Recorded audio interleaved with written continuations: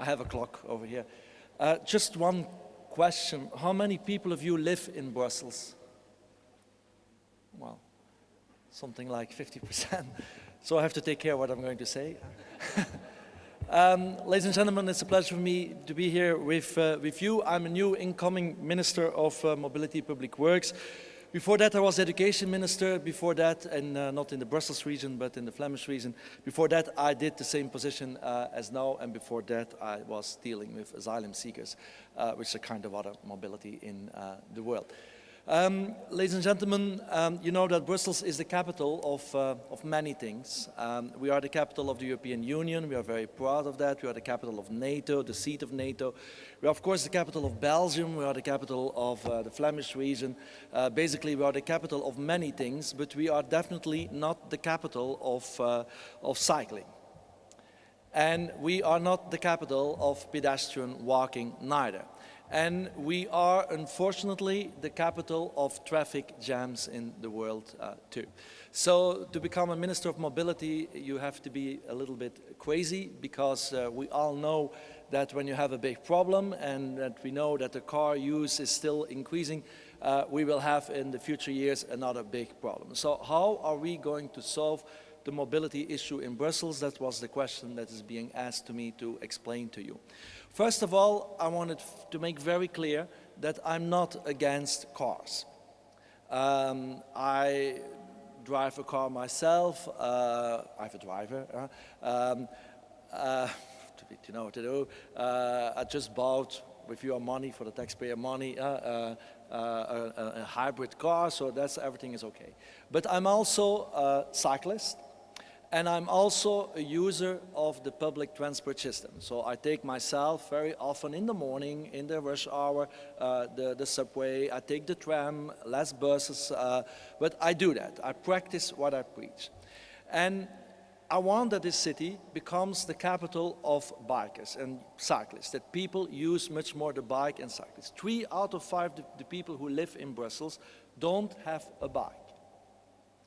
There's only one place in this city where lots of people use work, home related mobility by bike. That's the European Commission.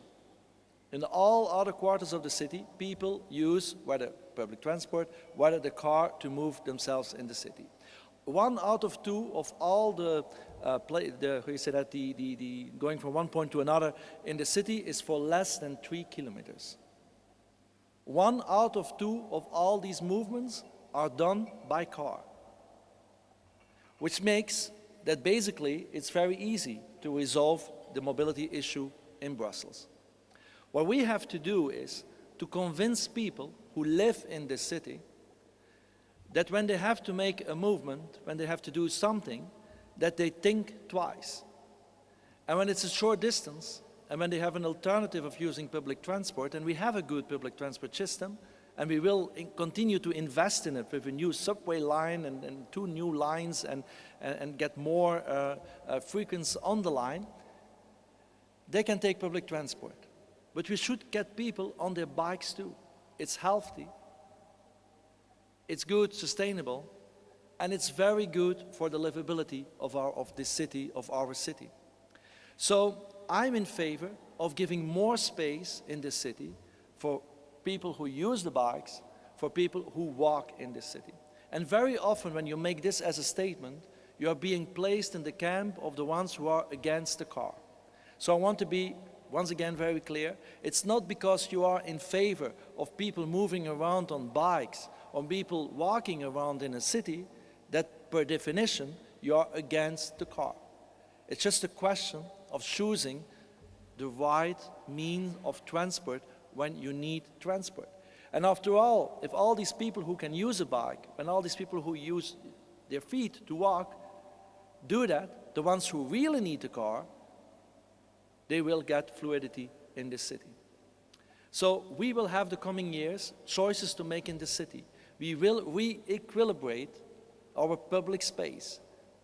We will take some space away from the cars and give it back to whom it really concerns, the people of the city. Brussels, it seems a bit to be a city designed for cars, but it was not a city designed for cars initially. And if we want to give back to people, when we want the concept of cities for people, then the people should be central again. But once again, it's not against the car. So that will be one thing that we will do, get a real biking policy, get people more walking in the city, and get also fluidity for the cars. Because sometimes we could have the impression that in this city, we are organizing things in a way that we are trying to, to hinder car drivers. That we say, no, you should not get fast through the city. We are going to put a red light on every crossroad when we can. Huh? I think that's a wrong way of approaching mobility too. The aim of cars is to get them driving, not get them standing before a red light or get them in a traffic jam. That's bad for the environment, and it's not good to organize it that way. So we will invest in that too, to make sure that when people need a car, that they can drive in this city. Another thing what we will do is finally, and then I'm coming more to the topic, is trying to get people, when they make their choices, that they can really choose. One of our big issues in Belgium is that many people come and commute to the city. 300,000 a day who are not living in the city come to work in the city. A part of them use public transport, lots of them use cars, company cars.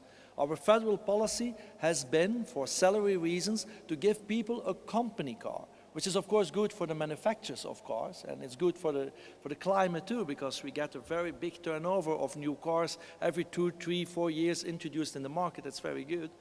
But the problem is that people are obliged to accept from their employer a car, because it's a part of their salary. And once you give a car to someone, he will always use that car, especially when they don't have to pay the gasoline either. So we have an issue over there too, and I'm very glad, and I hope that the federal government will do that, will change the policy, that people still can choose for a company car, but that they also can choose for a mobility envelope, which means that they can buy a bike with that money, that they can use more public transport, that they can do other things with that. So that's a very important issue.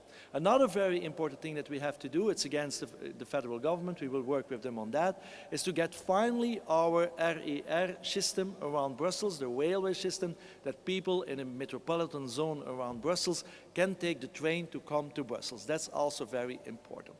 But then still again, in Brussels, we have lots of things to do.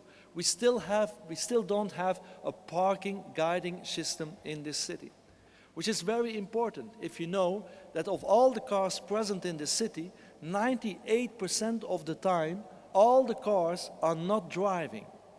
So every time you see a car in the city, you should realize that only 2% of the daytime, that car is driving. For the rest, this car is parked somewhere or is not being used. So I think if we want to resolve the system in the future, we should get much more car sharing initiatives. We are getting and evolving in a more sharing economy idea.